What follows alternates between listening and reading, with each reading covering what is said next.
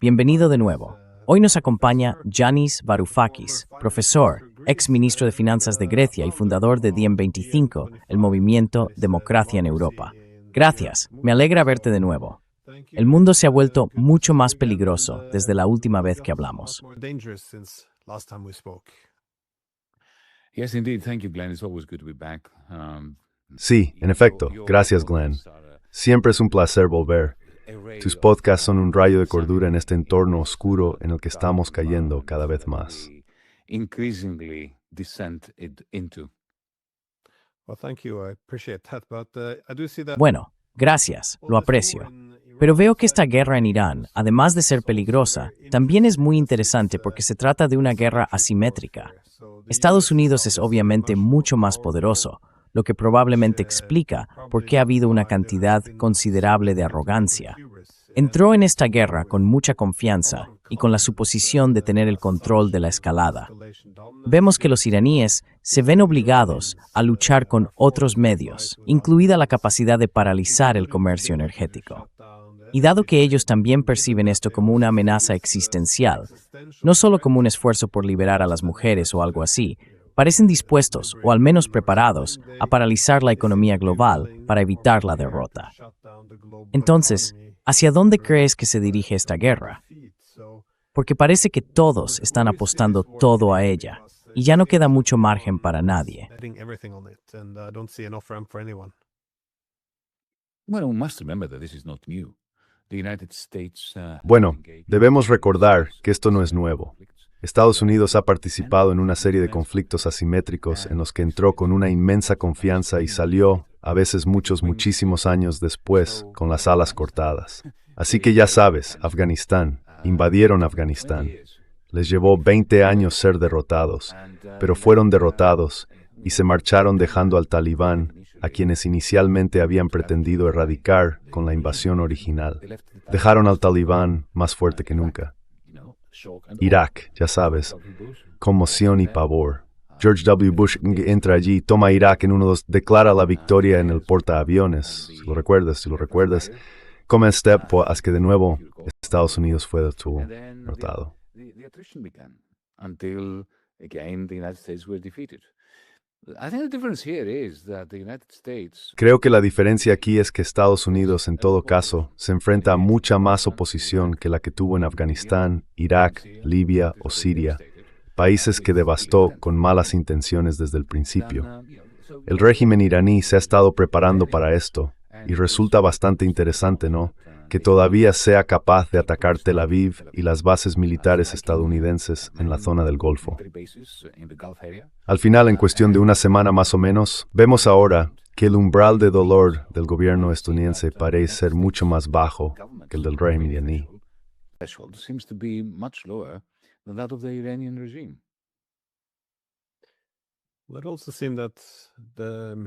Bueno, también parece que si observas la economía de esta guerra, al igual que en Ucrania, ves que el poder industrial es importante, que ya no se puede depender de esas cadenas de suministro internacionales.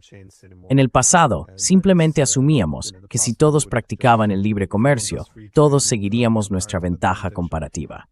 Pero las lecciones tanto de Ucrania como de Irán muestran que las grandes potencias necesitan soberanía tecnológica, cierta seguridad en las cadenas de suministro y, por supuesto, fortaleza industrial.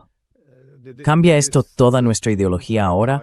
Porque durante las últimas décadas, todo giraba en torno al libre comercio. Si otro podía fabricar tus armas, se suponía que debías externalizarlo.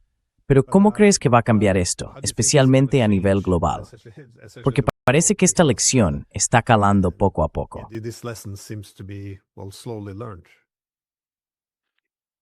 Yes, well, you make a good point that. Sí, bueno, señalas acertadamente que la diferencia con la guerra de Vietnam fue que todo lo que vino después de principios de los años 70 y la desaparición de Bretton Woods, la era de la financiarización y el neoliberalismo, como indicaste, fue una época durante la cual las bases industriales de Occidente fueron entregadas por las élites occidentales, por las clases dominantes occidentales. Se trasladaron al extranjero y básicamente aprovecharon su sector financiero. Ahora están explotando su sector tecnológico. Pensaron que podían salir adelante sin tener una industria. En el caso del Reino Unido, Margaret Thatcher lideró de hecho el asalto del movimiento neoliberal contra la industria con el fin de erradicar los sindicatos, esencialmente para derrotar a la clase trabajadora en una guerra de clases muy cruel.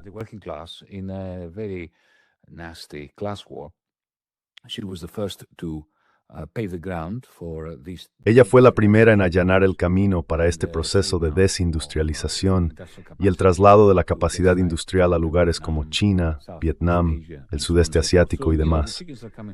Así que ya sabes, las consecuencias están volviendo a casa. Pero me sorprende especialmente, Glenn, que Donald Trump haya caído en ello. Habría pensado que antes de tomar la insensata decisión de iniciar una guerra contra Irán, sin ninguna estrategia de salida, intentaría hacer lo que hizo en Venezuela, es decir, ya sabes, hacer algo realmente contrario al derecho internacional, como secuestrar a Maduro, en el caso de Irán, matar a Jamenei y luego declarar la victoria e irse a casa.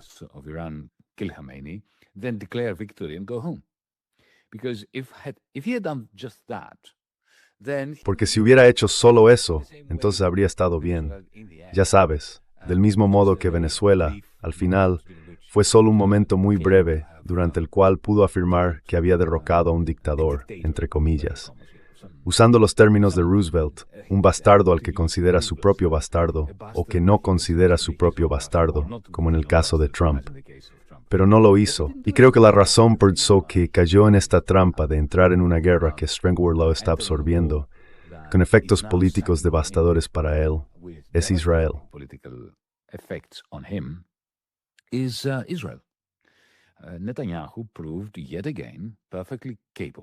Netanyahu ha demostrado una vez más ser perfectamente capaz de arrastrar al gobierno de Estados Unidos a una guerra interminable, una guerra permanente, que es la estrategia de Israel para crear una inseguridad permanente en la mente de los israelíes, de modo que busquen constantemente otra guerra en la región. Ya sea en Líbano, Yemen, Siria o ahora Irán, todo obedece a una sola razón: generar mucho ruido, mantener a todos los israelíes enganchados al belicismo y a esa falsa noción de que están luchando por sus vidas y su supervivencia. Esa falsa noción es necesaria para continuar con lo único que le importa a Netanyahu: la anexión de Cisjordania, la limpieza étnica constante y permanente hasta que no quede vida palestina en Palestina. Y por supuesto, eso va de la mano desde los tiempos de Ariel Sharon, en un lugar de genocidio.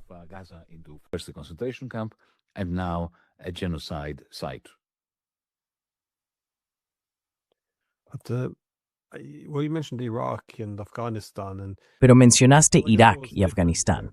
Bueno, supongo que lo que fue diferente allí es que Estados Unidos tenía más dominio de la escalada. Podía controlar la guerra en mayor medida. Esta vez, por supuesto, no están respondiendo a las preguntas de por qué intervenir, qué se puede lograr y cómo salir de allí. Parece que los estadounidenses realmente no consideraron, consideraron poco probable la posibilidad de que Irán cerrara el estrecho de Hormuz.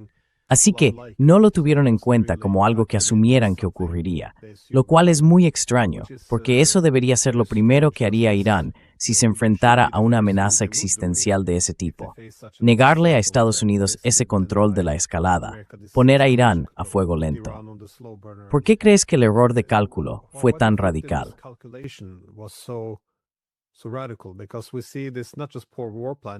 Porque vemos esto no solo como una mala planificación de guerra, sino incluso como una mala planificación narrativa de antemano. Ni siquiera han logrado ponerse de acuerdo en una historia común sobre por qué atacaron. Cuando intentan inventar una, acaban haciendo que parezca que fue Israel quien eligió esta guerra por ellos, y no pueden decir eso. Así que los vimos ir y venir. Ya sabes, se trata de liberar a las mujeres, de liberar a Irán, y luego, al día siguiente, Trump dice que nuestro objetivo es asegurarnos de que la nación iraní no pueda reconstruirse de nuevo. Quiero decir, tampoco parece haber una narrativa coherente. ¿Cómo explicas no solo el error de cálculo, sino la mala planificación? ¿Es simplemente arrogancia o qué? Porque esto es bastante espectacular.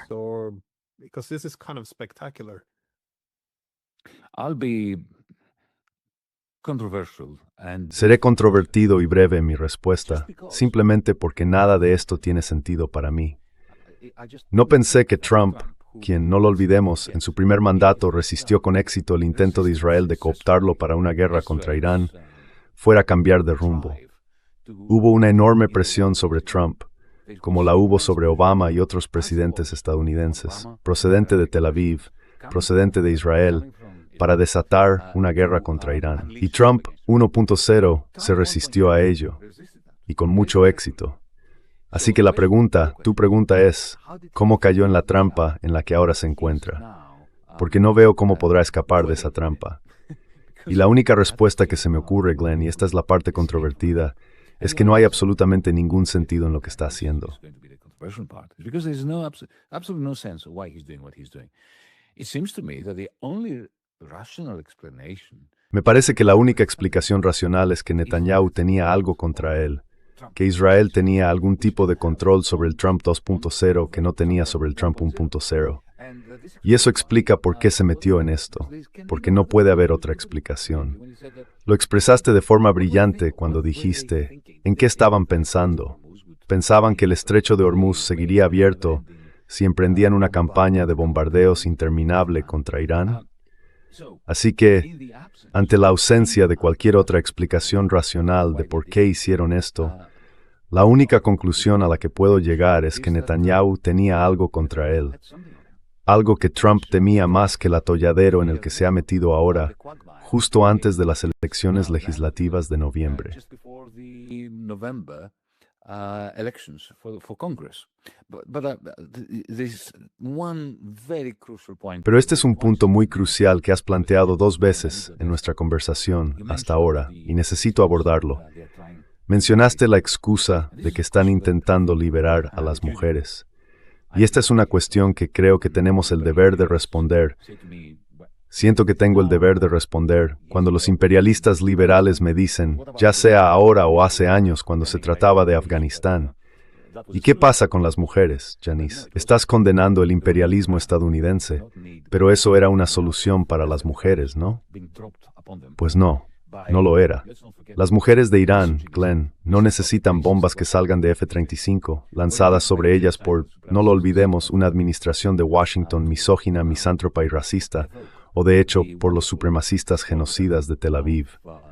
Para evocar el maravilloso lema de las manifestantes y los manifestantes, especialmente después del asesinato de Amini, la joven de 17 años bajo custodia en Irán por no llevar el hijab. Mujer, vía libertad, ¿verdad? For not wearing hijab. Woman, life, freedom, right? That movement. Well, the path to woman, life, freedom. Ese movimiento, bueno, el camino hacia mujer, vida, libertad, no pasa por las ruinas humeantes de Teherán. La idea, como expresó de forma brillante Gayatri Chakraborty Spivak, la filósofa política feminista, es que la noción de que hombres blancos racistas liberarán a mujeres morenas, bombardeándolas a ellas, a sus hijos y a sus hombres morenos, y que eso de algún modo conducirá a su liberación de los hombres morenos, es absurda. Tiene toda la razón. La liberación de las mujeres en Irán es como antes en Afganistán.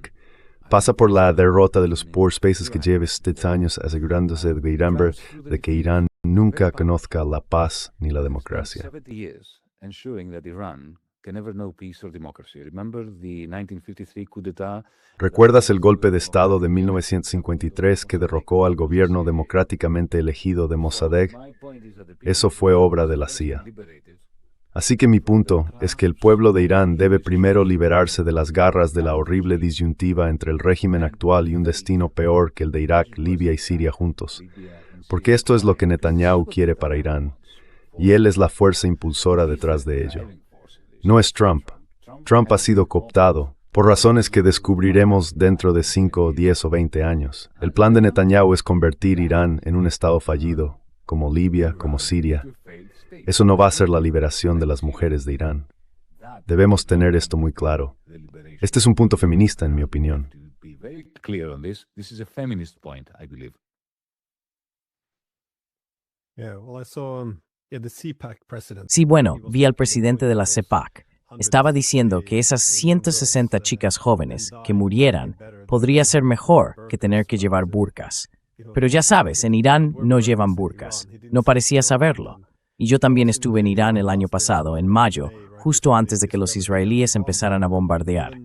Incluso por las calles hay muchísimas mujeres que eligen no llevar el hijab tampoco. Así que creo que la impresión que uno casi tiene es que es como la versión chi de los talibanes. Pero eso no significa que el gobierno allí sea liberal o tolerante en todos los aspectos. Simplemente parece que se le ha demonizado un poco más de lo que resulta razonable.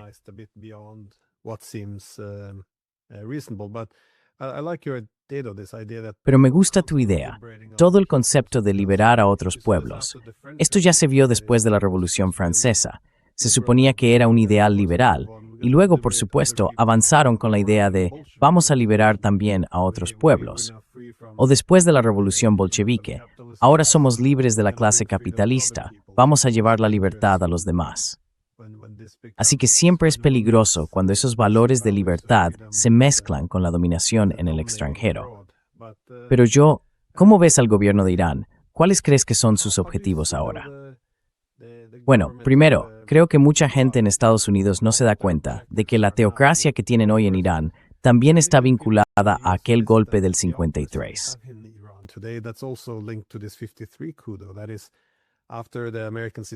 Es decir, después de que los estadounidenses instalaran a un Shah muy brutal y a su Savak, que era esencialmente la SS iraní en aquel momento.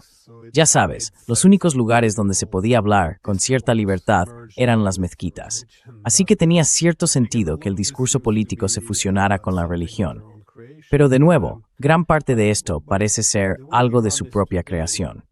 Ahora bien, tal como está Irán hoy en día, ¿cómo evalúas sus objetivos, sus metas? ¿Qué quieren lograr en esta guerra? Sé que no eligieron la guerra, pero ahora que están en ella, quiero decir, si tú les asesoraras o si alguien más lo hiciera, ¿qué consejo crees que están recibiendo?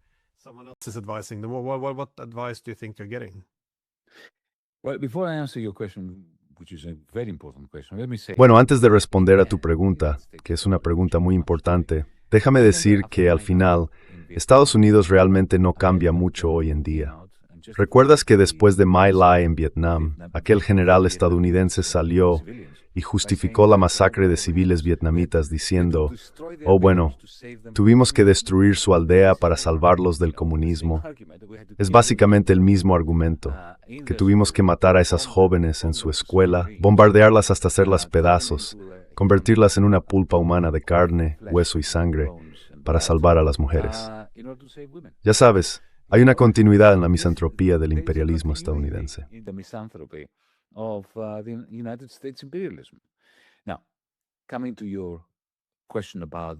Ahora, pasando a tu pregunta sobre el propio régimen iraní y si ha sido demonizado o no, por supuesto que ha sido demonizado. Y sabes, lo digo como alguien que se opone a la teocracia, lo digo como marxista libertario, como me llamo a mí mismo para confundir a la gente y como feminista. Pero, ya sabes, compara y contrasta Arabia Saudí con Irán. Ahora bien, ¿en qué país crees que las mujeres están más oprimidas? Yo diría que en Arabia Saudí. Nadie está pensando en bombardear Arabia y hasta reducirle a escombros. De hecho, el señor Trump y sus hijas han buenos negocios en Arabia Saudí. Y seres canashri son muy fieles. Very faithful allies. Let's dispense with all this nonsense. Así que dejemos de lado todas estas tonterías. Ahora, respecto al régimen, mira, aquí voy a hablarte como alguien de izquierdas, porque la izquierda en Occidente necesita que se le recuerde cómo es este régimen. En 1979, Glenn, cuando el pueblo de Irán se levantó contra, como tú dices, la dictadura fascista del Shah y su Gestapo, que la CIA le había ayudado a crear, la SAVAK, y una agencia de represión que se convirtió en sinónimo de tortura en Irán. Así primero, tienes el derrocamiento de la democracia en 1953 por parte de la CIA y los servicios de inteligencia británicos. Impusieron esta despiadada dura fascista. They imposed this ruthless fascist dictatorship. So, that's when they lost all moral rights to be talking. Así que ya sabes, fue entonces cuando perdieron todo derecho moral a hablar de democracia en Irán. Y eso provocó la revolución espontánea de 1979. que no fue solo una revolución islámica. Había progresistas, socialistas, comunistas, y todos reconocieron la importancia de la figura del Ayatollah Khomeini y lo apoyaron. Cuando Estados Unidos se dio cuenta, bajo la presidencia de Carter en aquel momento, quien se suponía que era el más liberal y el más amable de los presidentes de la posguerra, de que la revolución iraní iba a lograr derrocar al Shah, la CIA, el Pentágono y el Departamento de Estado, se pusieron de inmediato del lado de los islamistas más virulentos dentro de ese movimiento. Y aquí, una vez que los islamistas se hicieron con el control de esa revolución, lo primero que hicieron, Glenn, fue asesinar Durd. The first thing they did, Glenn, was to murder the left. They took the whole Central Committee of the Communist Party of today. Tomaron a todo el Comité Central del Partido Comunista, un partido que había participado en la revolución de 1979 y había apoyado a Khomeini, y los asesinaron. Además, desde el principio, aunque era menos plutocrático que los estados del Golfo, que Arabia Saudí, y a pesar de tener una mayor conciencia social que esos regímenes suníes del Golfo, sin embargo, muy poco después de 1980, el régimen iraní adoptó, recordemos, era la época en que el neoliberalismo empezaba a consolidarse en Occidente, con Thatcher, con Reagan y demás, políticas neoliberales. Especialmente en los años 90, hubo una oleada de privatizaciones, eliminación de subsidios y una austeridad efectiva. Una austeridad real que estaba siendo impuesta por la República Islámica a la mayoría de los iraníes. Upon the majority of the Iranians. And, if you go to 2017... Y ya sabes, si retrocedes a 2017-2018, las primeras rebeliones, y luego otra vez en 2022, cuando Mahsa Amini fue asesinada bajo custodia policial, como mencioné antes, hubo de nuevo un levantamiento. El trasfondo de ese levantamiento fue una respuesta social, una agitación, una rebelión contra las políticas neoliberales del régimen. Cualquiera que haya estado siguiendo la cobertura occidental de la política iraní durante los últimos 20 o 30 años, habrá notado que en Occidente hablamos de los reformistas y los conservadores. Ya sabes, en efecto, son dos facciones dentro de la República Islámica, del régimen, y tienen diferencias. Pero sus diferencias no son realmente sobre ser de derechas o de izquierdas. No. Right wing or left wing. No.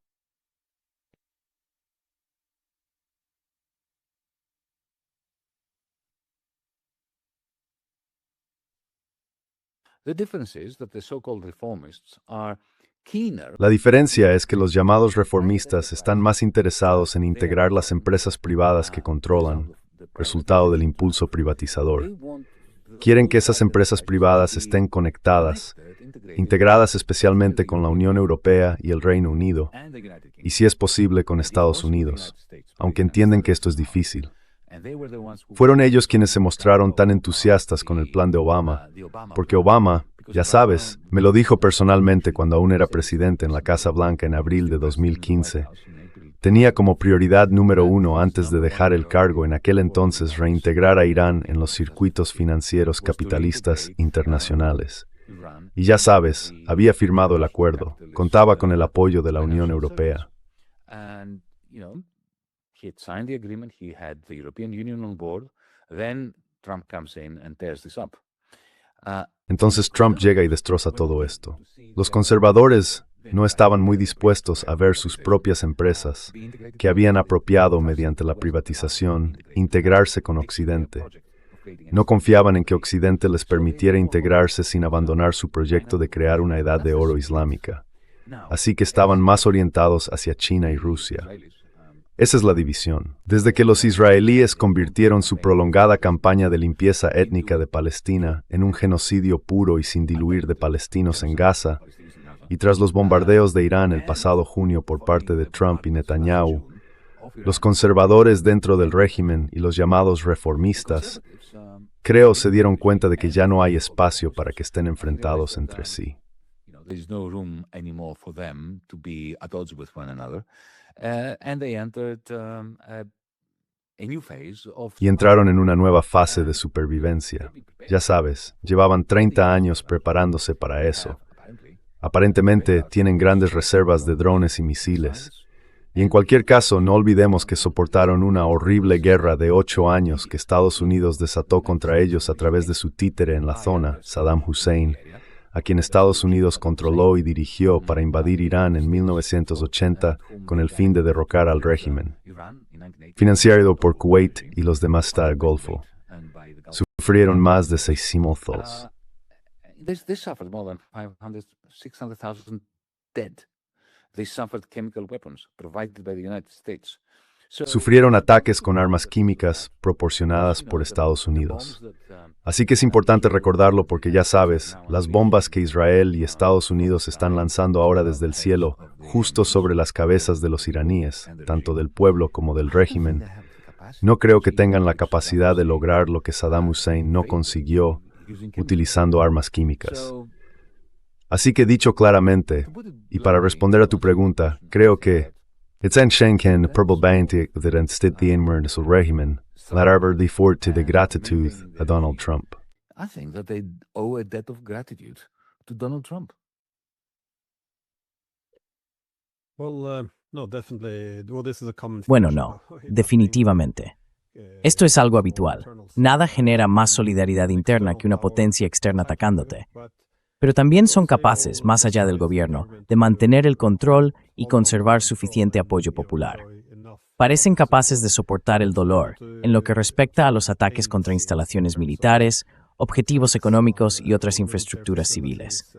Así que, dado que pueden resistir este nivel de castigo, y puesto que Trump confirmó más o menos que se han quedado sin objetivos militares que golpear, ¿quién crees que ganará esta guerra? ¿Y cómo sería realmente una victoria así? What would such a victory actually look like? Well, I know certainly that who's going to lose this war. Bueno, sé con certeza quién va a perder esta guerra. Depende. Las personas que están perdiendo cada día son el pueblo de Irán, las mujeres de Irán que Occidente supuestamente dice estar liberando, y el pueblo de Estados Unidos, la clase trabajadora de Estados Unidos. Así que las clases trabajadoras de Irán y de Estados Unidos están perdiendo. Si eres un partidario de MAGA que votó a Trump para llegar al poder, conduces, de media, unos 160 kilómetros al día para ir y volver del trabajo. Conduces un todoterreno muy tragón, apenas llegas a fin de mes, y ahora tienes el doble de precio en la gasolina. Así que tú eres el gran perdedor. So you are the great loser. You are a great loser if you are an Iranian who is not connected. Eres un gran perdedor si eres un iraní que no está conectado con el capitalismo de amiguetes del régimen. Si eres un ser humano. Estas son las personas que pierden.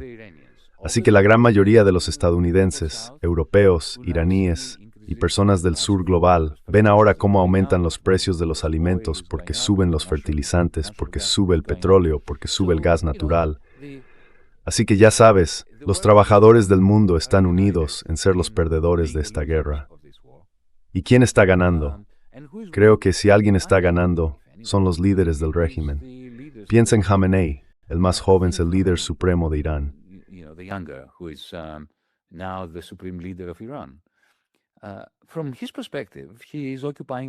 Desde su perspectiva, ocupa una posición de superioridad moral. ¿Sabes? Mataron a su padre, mataron a su esposa, mataron a su madre, mataron a su hermana, mataron a su hijo. Y él sigue, al menos por ahora, en la medida en que siga con vida, arraigado en Irán, donde todavía hay un apoyo muy fuerte al régimen, porque ese régimen no fue impuesto desde el extranjero. Surgió de forma orgánica, sea cual sea la opinión que uno tenga al respecto. Y como dije, soy un opositor de ese régimen, pero aún así es un régimen que cuenta con apoyo popular, quizá minoritario, pero una minoría considerable. Y lo más importante es lo que dije antes. Voy a repetirlo, Glenn. And the most important thing is what I said earlier. I'm going to repeat this, Glenn. I hope you forgive me. Amongst the Espero que me perdones. Entre los disidentes racionales y sensatos, los iraníes que por un lado detestan este régimen, pero por otro tienen la capacidad de reflexionar, pueden ver que no tienen una elección entre democracia y teocracia. Esa no es la opción que se les ofrece. Si esa fuera su elección, habrían optado por la democracia, por la normalidad. Pero no es así. La elección que la guerra ilegal de Trump y Netanyahu les está imponiendo es entre la teocracia, el régimen actual, y un Estado fallido, una Libia, una Siria. Y son reacios a elegir lo segundo solo para deshacerse de la teocracia. Y eso es un gran éxito para el régimen. And that is a great success story for the regime. Yeah, I found it. Trump actually tweeted out that. Sí, me resulta extraño que Trump realmente haya tuiteado que el aumento de los precios del petróleo es algo bueno. Estados Unidos es un exportador de energía. Nos estamos haciendo ricos. Pero como dijiste, es importante fijarse en las clases, porque supongo que la oligarquía ganará algo de dinero con esto, mientras que la persona promedio no va a ver nada bueno, solo precios más altos en la gasolinera. Es curioso, porque no solo hizo campaña con un discurso contra la guerra, sino también con el populismo, argumentando que las élites estaban demasiado desconectadas del público. Parece que sus tweets lo convierten en el peor populista de todos. No parece apreciar cómo esto afecta al ciudadano de a pie.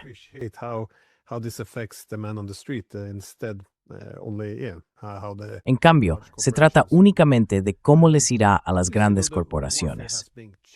¿Cómo ves que ha cambiado la guerra?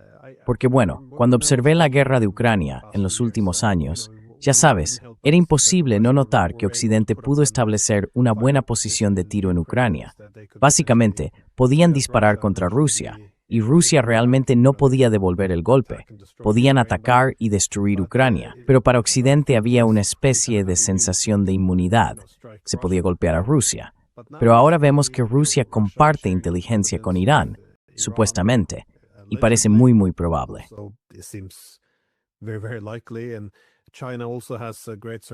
Y China también tiene una gran capacidad de vigilancia en la región. Supongo que también la compartirían con Irán.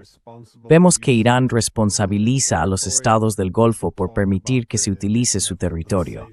Incluso se habla de que deberían recibir una compensación después de esta guerra. Así que las reglas de la guerra parecen volverse más complejas. ¿Consideras que esta es una situación estable o que tiene el potencial de expandirse hacia una guerra de grandes potencias?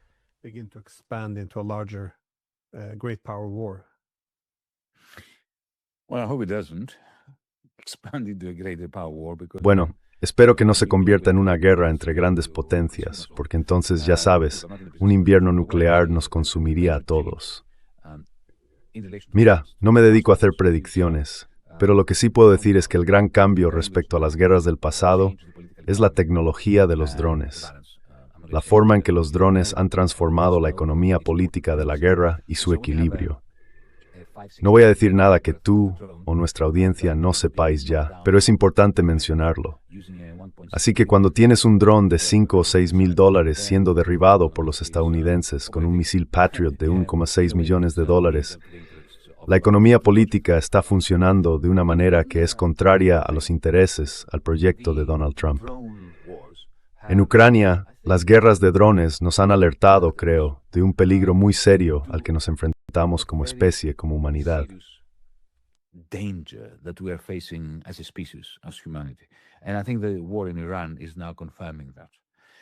Creo que la guerra en Irán lo está confirmando ahora.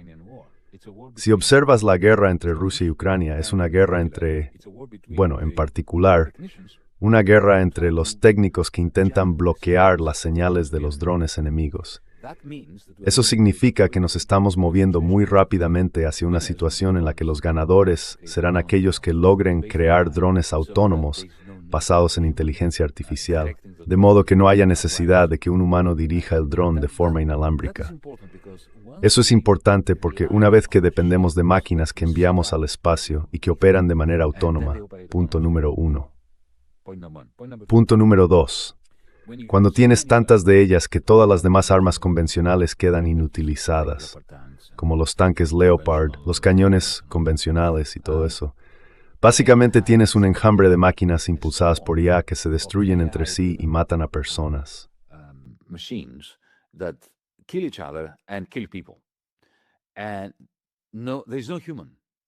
Y no hay ningún ser humano en la cadena de mando donde se toman decisiones cada fracción de segundo sobre quién va a ser disparado y quién va a ser asesinado.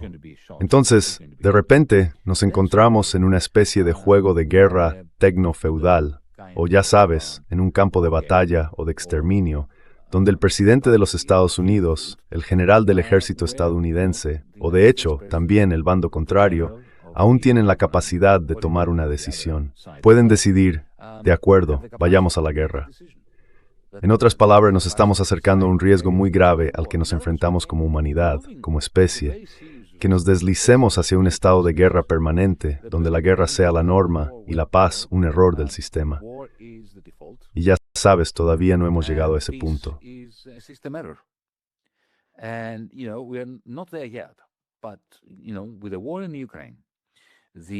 Pero ya sabes, con la guerra en Ucrania, la forma en que Palantir, Anthropic, Amazon, Google y otros entrenaron sus programas en Gaza fue con el fin de vender software a ejércitos de todo el mundo, pero también para uso civil. Palantir desarrolló un programa para gestionar momentos difíciles en los hospitales británicos. Momentos difíciles como, por ejemplo, un accidente múltiple en el que muchas personas heridas llegan a las puertas del hospital. ¿Cómo se gestiona al personal de enfermería y a los médicos para minimizar el pánico? Pues bien, Palantir entrenó sus modelos, bots de IA y software en Gaza para venderlos por millones y millones, si no miles de millones, al Servicio Nacional de Salud británico. Así que, si juntamos todo esto, creo que necesitamos volver a examinar todo lo relacionado con la guerra y la paz.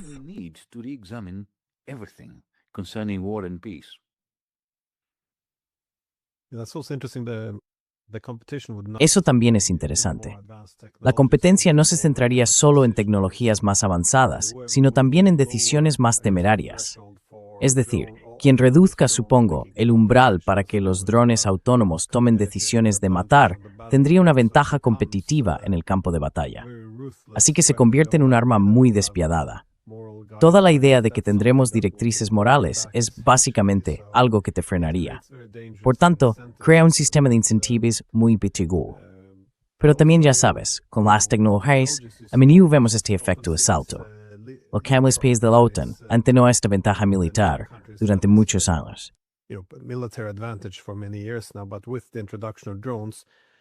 Pero con la introducción de los drones, de repente, por supuesto, después de la guerra de Ucrania, los rusos tendrán el ejército más curtido en combate y mejor entrenado en cuanto a saber cómo utilizar esto en el campo de batalla. Mientras tanto, los chinos tendrían, supongo, desde un punto de vista tecnológico, un armamento muy avanzado, también dado que tienen un dominio adecuado de la cadena de suministro. De hecho, están obteniendo los minerales de tierras raras, el antimonio, todas esas cosas que necesitan para fabricar esas armas. Parece que el cambio de poder no es solo económico, también es tecnológico en el ámbito militar. Rusia y China se verán muy diferentes de como eran hace solo 10 años. Sí, es correcto, sí. Pero si seguimos por ese camino, parece que es hacia donde nos dirigimos. Es decir, Irán es capaz de absorber todo el dolor. Sí, sufrirán mucha muerte y destrucción, pero son capaces de soportarlo y, en esencia, empezar a debilitar la posición de Estados Unidos en la región, continuando con el cierre del estrecho de Hormuz y destrozando la economía. Bueno, ¿qué opinas? ¿Hacia dónde van ahora Estados Unidos e Israel? Porque ya sabes, ambos son estados profundamente militarizados. Israel basa su seguridad en la dominación regional, Estados Unidos en la dominación global. Ninguno de los dos puede simplemente hacer las maletas, volver a casa y decir, bueno, ya sabes, logramos una victoria superficial, a menos que realmente la tengan y que, por ejemplo, el estrecho de Hormuz esté abierto. Entonces, ¿hacia dónde van a partir de aquí en términos de...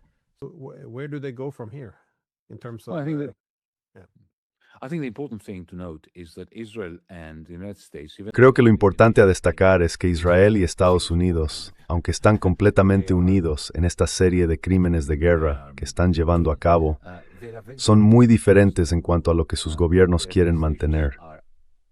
Netanyahu quiere una guerra permanente. Quiere seguir ampliando los campos de muerte alrededor de Israel. No le importa que caigan algunos misiles balísticos sobre Tel Aviv, si eso mantiene a los israelíes sintiéndose inseguros. Ese es su juego.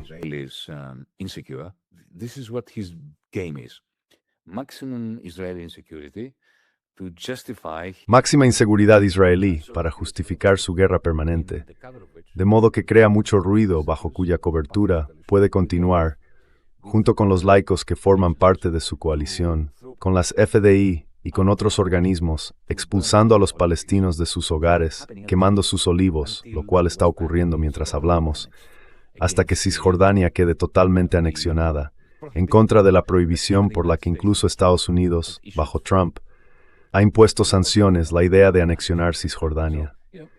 Así que ya sabes, Netanyahu, en el fondo, querría continuar con este bombardeo de Irán y el enfrentamiento con Irán, los asesinatos ad infinitum. Pero esa no es la administración Trump. La administración Trump querría ponerle fin lo antes posible.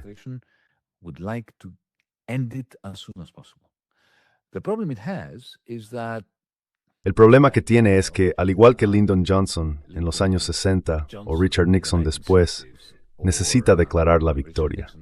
Ahora bien, por supuesto, Donald Trump tiene lo que hace falta, a diferencia de otros presidentes estadounidenses, para hacer lo que solían hacer los emperadores romanos cuando enviaban legiones a lo que hoy es Alemania y salían derrotados por los godos.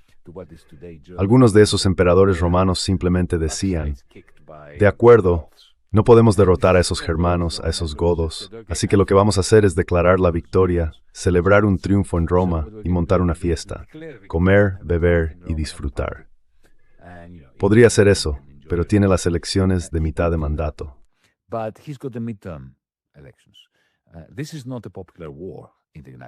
Esta no es una guerra popular en Estados Unidos. A diferencia de otras guerras asesinas de Estados Unidos, guerras ilegítimas, guerras ilegales, que sí fueron populares en Estados Unidos. Esta no es una guerra popular. Así que él necesita poder decir, mira, esto es algo que he conseguido. No puede hacerlo si retira sus tropas, sus aviones y portaaviones, y el régimen iraní sigue cerrando el estrecho de Hormuz y dice, ¿sabes qué? Esto no ha terminado para nosotros. Maesté a nuestro líder supremo, Esinab Stettenring.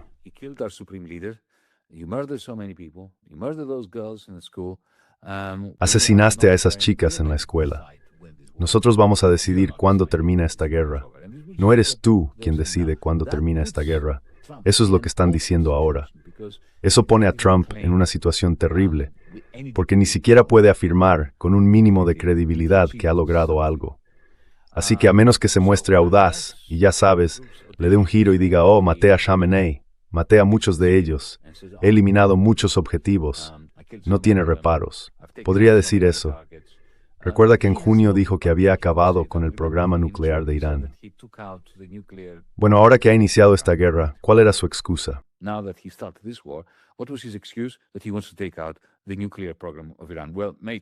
Que quiere eliminar el programa nuclear de Irán. Bueno, colega, ya sabes, nos dijiste en junio que lo habías eliminado. No le importa que lo pillen mintiendo. Esa es la mejor esperanza que tenemos, que haga una de esas, ya sabes, triunfos romanos. Y ya sabes, ¿a quién le importa si la gente cree que ganó o no? Ese es el mejor escenario posible. Pero si quiere abrir el estrecho de Hormuz y mostrar al pueblo estadounidense algo que convenza a suficientes de ellos para reelegir a los republicanos a mediados de noviembre, entonces creo que estaremos allí para largo.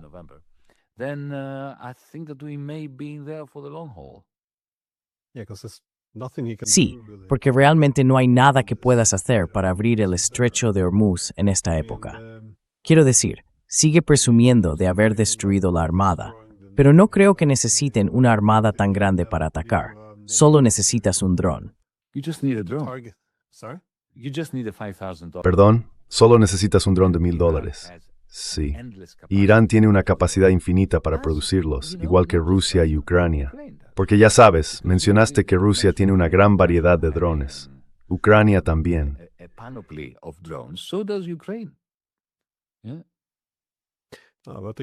Sí, pero pueden construir un conjunto de edificios de apartamentos, así que no hay necesidad de enormes fábricas militares. Supongo que eso es lo que hace que esta guerra sea tan peligrosa. Todos están atrapados en una posición de la que no pueden retirarse y las apuestas no dejan de aumentar. Pero ¿puedo decir algo en un tono más personal?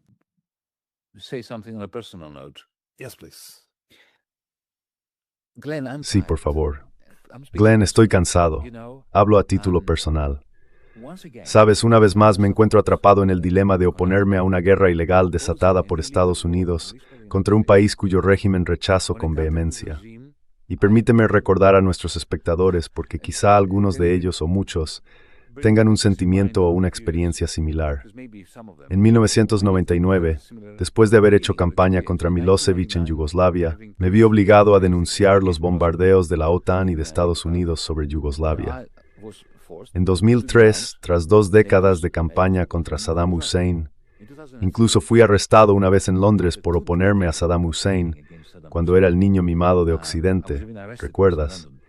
Después de eso me manifesté contra la invasión de Irak por parte de la coalición estadounidense.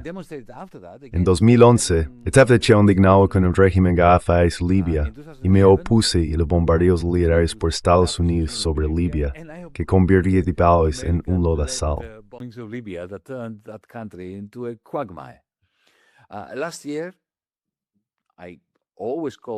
El año pasado, siempre llamé a Bashar al-Assad un dictador despiadado, y sin embargo lamentaba las maquinaciones estadounidense-israelíes que convirtieron Siria, de hecho, la entregaron a un operativo de Al-Qaeda. Y ahora, después de haber celebrado la rebelión de Mujer, Vida, Libertad, me encuentro en una situación en la que no tengo otra alternativa que condenar el plan estadounidense-israelí para devastar Irán. Hay muchas personas que me acusan de ser tanto un títere del régimen iraní como, ya sabes, un títere de Estados Unidos. Dicen, intenta ser neutral, Yanis. ¿Qué es esto, estar con los dos bandos? ¿Estamos con los dos bandos? No. Lo que digo, y sentí la necesidad de terminar con esta afirmación, es que mi deber como izquierdista occidental es muy sencillo.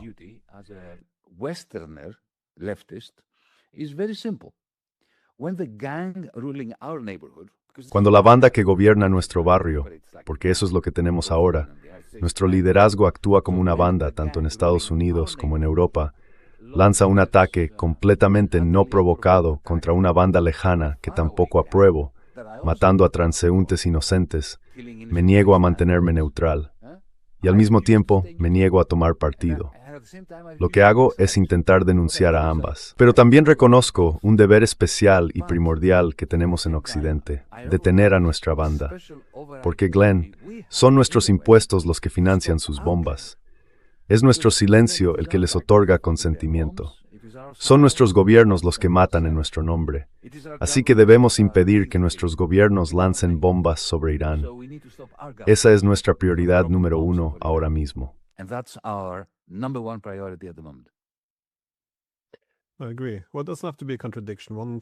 Estoy de acuerdo. Bueno, no tiene por qué ser una contradicción. Se puede adoptar una postura sobre los derechos humanos y los gobiernos responsables sin menoscabar la soberanía. Es decir, creo que se trata de ser crítico con los gobiernos que utilizan los derechos humanos como instrumento de la política de las grandes potencias. Creo que ahí es donde mucha gente suele equivocarse. Me resulta fascinante que durante 20 años hayan podido decirle a la gente que ocupamos Afganistán para que las niñas pudieran ir a la escuela, o que invadimos Irak por las armas de destrucción masiva, o que la destrucción de Libia y Siria se debió a que Estados Unidos y la OTAN realmente se preocupaban por los derechos humanos.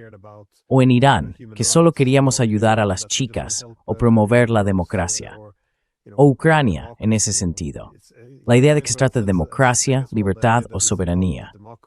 Ya sabes, las potencias en guerras por altruismo.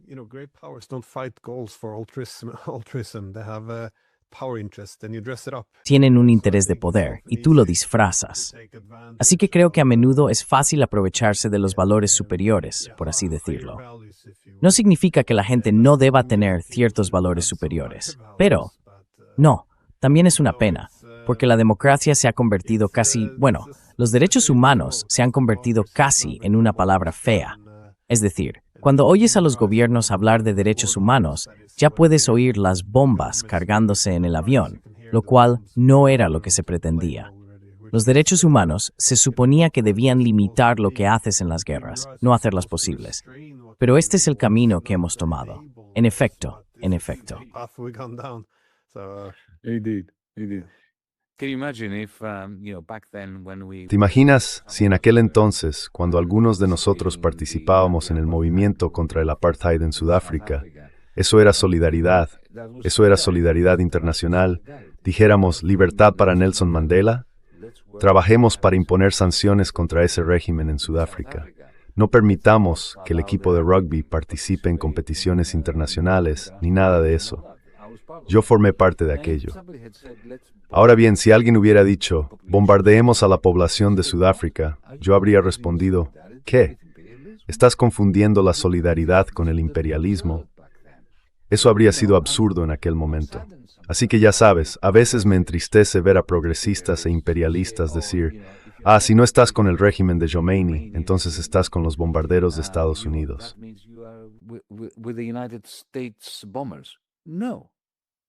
No, en absoluto. No creo que tengamos que tomar partido. Cuando la gente pregunta, ¿estás con A o con B?, en realidad te están pidiendo que dejes de pensar, porque no deberías tener que adoptar la postura de ninguno de los dos bandos. Así es. Estamos con el derecho internacional. ¿Qué te parece? Me gusta eso. Es algo que deberíamos haber debatido. Se está desvaneciendo muy rápido, pero quizá la próxima vez. Muchas gracias por tomarte el tiempo. Gracias, Glenn. Gracias. Thank you.